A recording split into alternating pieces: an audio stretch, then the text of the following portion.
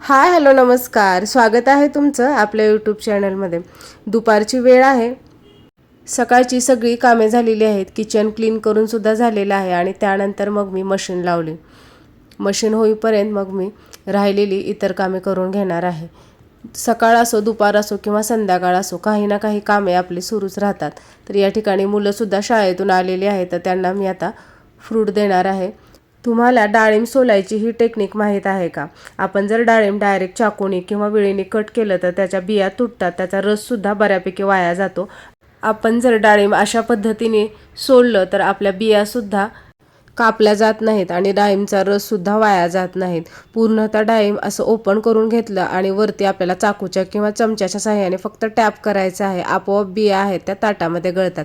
नक्की एकदा अशा पद्धतीने डाळिंब तुम्ही सोलून पहा।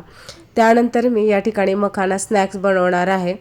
तर घरामधील सगळं स्नॅक्स संपलेलं आहे। मुलांना 5-6 वाजता छोटी भूक लागते किंवा आपल्याला सुद्धा 5-6 वाजता कधी कधी भूक लागते। मग अशा वेळी हेल्दी काहीतरी स्नॅक्स घरात असेल तर मुलांना सुद्धा जंक फूड खाण्याची क्रेविंग होत नाही। त्यामुळे मी नेहमी घरामध्ये हेल्दी स्नॅक्स बनवून ठेवते। लहान आणि मोठ्या सगळ्यांसाठीच मखाना खाणे हे हेल्थच्या दृष्टीने फायदेशीर आहे। मखाण्यामध्ये मोठ्या प्रमाणावर फायबर, प्रोटीन, कॅल्शियम, मॅग्नेशियम असतं। हाडे मजबूत होण्यासाठी सुद्धा मखाना खाणे फायदेशीर आहे। वेट लॉस करण्यासाठी सुद्धा बरेच जण एक हेल्दी ऑप्शन म्हणून मखाना स्नॅक्स त्यांच्या डाएटमध्ये ॲड करतात। कढईमध्ये आपल्याला अगदी चमचाभर तेल किंवा तूप घालायचं आहे। ते गरम झाले की त्यामध्ये आपल्याला मखाणे घालून घ्यायचे आहेत आणि 2 ते 3 मिनिट व्यवस्थित आपल्याला मखाणे गरम करून घ्यायचे आहेत। अगदी 2 ते 3 मिनिट आपण तेलामध्ये किंवा तुपामध्ये मखाणे जर परतून घेतले तर लगेच ते क्रिस्पी कडक असे होतात, छान होतात। या ठिकाणी पाहू शकता, हाताने दाबला की आपला मखाना हा पूर्णतः चुरा झालेला आहे।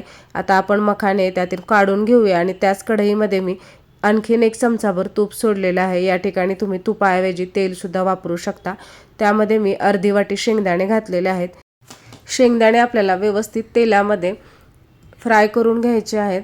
या ठिकाणी शेंगदाण्यामध्ये तुम्ही ड्रायफ्रूट म्हणजे काजू, बदामसुद्धा तुम्हाला आवडत असतील तर घालू शकता। यामध्ये थोडासा कढीपत्ता घातलेला आहे। कढीपत्तासुद्धा तेलामध्ये फ्राय करून घ्यायचा आहे। यामध्येच आता घालूया पाव चमचा हळद, थोडंसं लाल तिखट। या ठिकाणी तिखटाचं प्रमाण तुमच्या आवडीनुसार तुम्ही कमी जास्त करू शकता। आणि यामध्ये घातलेला आहे 1 चमचा चाट मसाला। चाट मसाल्यामुळे आपल्या स्नॅक्सला अतिशय छान टेस्ट येते। चाट मसाल्याऐवजी तुम्ही आमचूर पावडरसुद्धा थोडीशी यामध्ये घालू शकता। यामध्ये चवीप्रमाणे थोडंसं मीठ घालायचं आहे आणि सर्व मसाले तेलामध्ये अगदी अर्धा मिनिट आपल्याला परतून घ्यायचे आहेत आणि नंतर त्यामध्ये घालायचे आहेत भाजलेले मखाणे। मखाणे आपल्याला अगदी 2 मिनिट सर्व मसाल्यामध्ये व्यवस्थित मिक्स करून घ्यायचे आहेत, म्हणजे सर्व मसाला व्यवस्थित मखाण्यांना कोट होईल।